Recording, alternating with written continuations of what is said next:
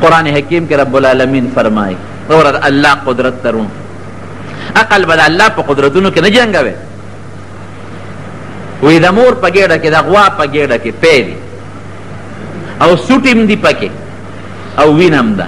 دا درې واړه د یو څیز نه جوړېږي د خوراک او د ګیا نه. ګیا چې وخوري نو اومتې وینه جوړه شي تک کسره وینه، اومتې غولانځې ته تک سپین پی لاړ شي او اومتې سوټې جوړې شي.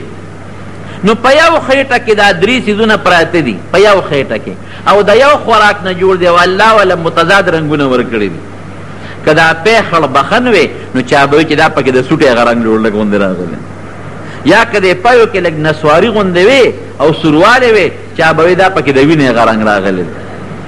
د وینې جدا تک سور رنګ، د پیو جدا تک سپین رنګ او د سوټې جدا رنګ او څخه بوی کوي. او په یو پرچ کې چې سړی پیو سره لږ غوندې خټکې کړي په پیو کې هغه بوی راځي که نه راځي.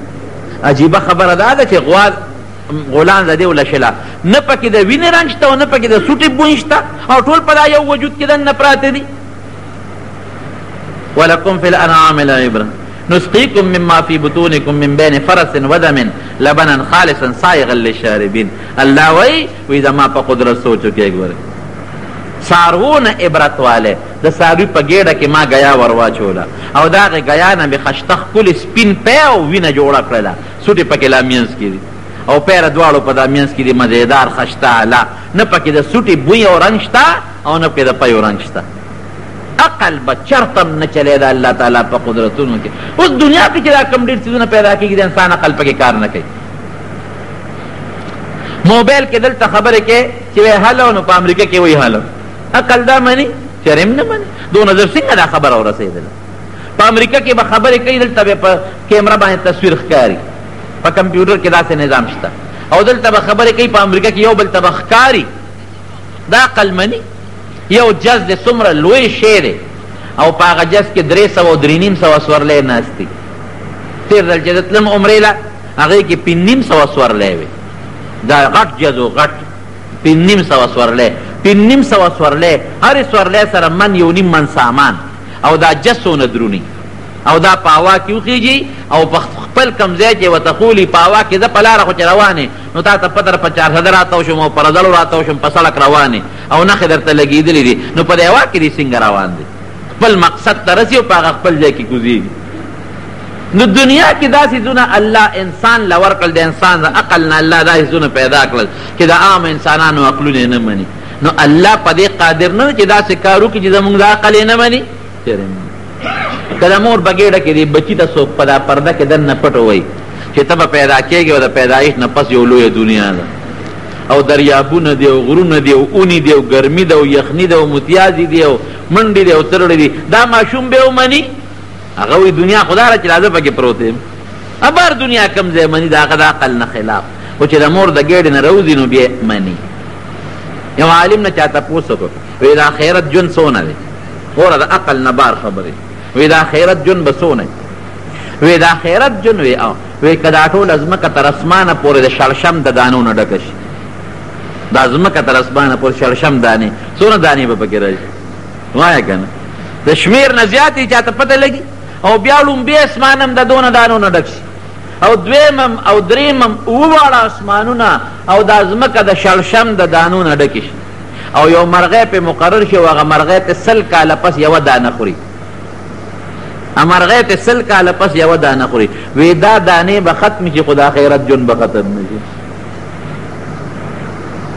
دا ټول د عقل نه بار خبرې. د قبر عذاب ګوره قرآن شریف کې په دې لومبي صورت کې مونږ چې وایو الف میم ذلک الکتاب لا ریب فیه هدی للمتقین الذین یؤمنون بالغیب ویقیمون الصلاة ومما رزقناهم ينفقون.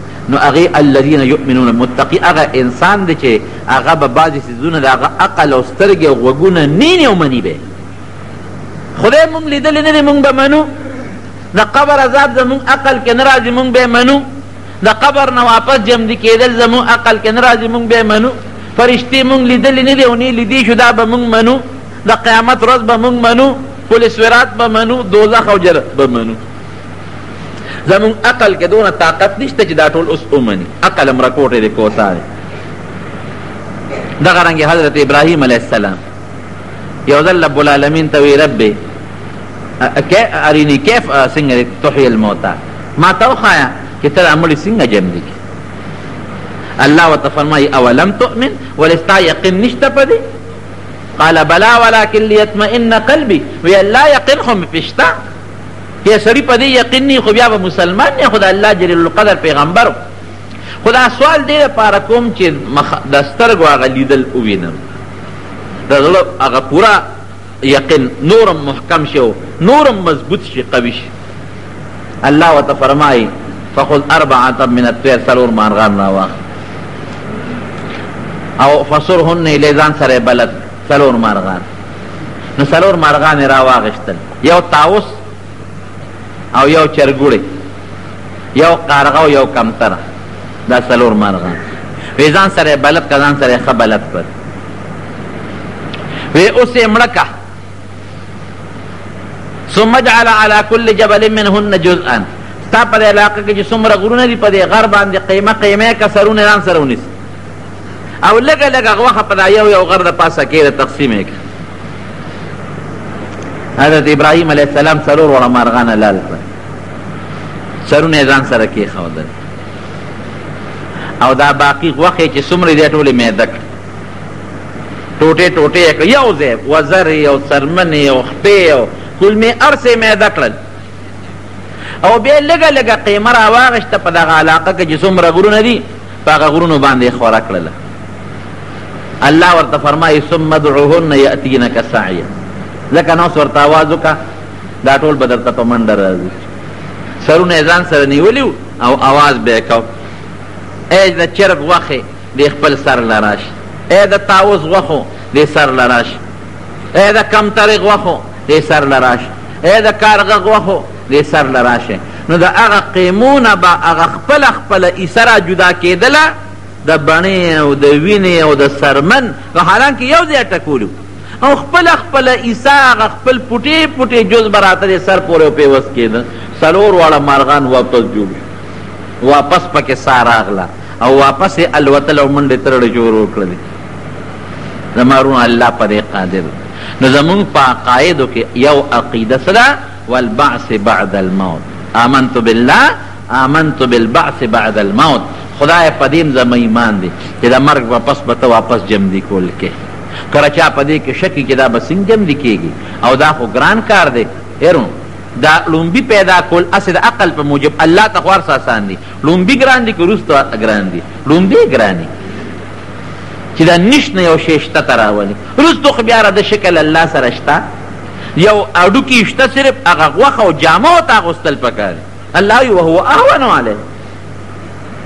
هم د عقل په موجب خو بیا دوباره جمدي کول څه ګران کار نه دا خو آسان کار. زمارونو هغه ذات چې د یو مور نه 112 بچي پیدا کړي د یو مور نه په دې خښتو دې بټای کې چې تاسو ګورئ په کوم قالب باندې چې خښتې جوړېږي نو هغه خښتې یو شانې کې فرق پکې وي یو شانې یو قالب نه پیدا د یو مور نه 111 بچي پیدا دي هر یو د بل نه جدا شکل لري. څوک الک دی او څوک جنۍ ده څوک خشته دی او څوک بد شکله دی څوک لوړ دی او څوک چیت دی څوک هوښیار دی او څوک قمقل دی څوک نرم دی او څوک کلک دی د چا خوی ښه دی او د چا خوی خراب دی.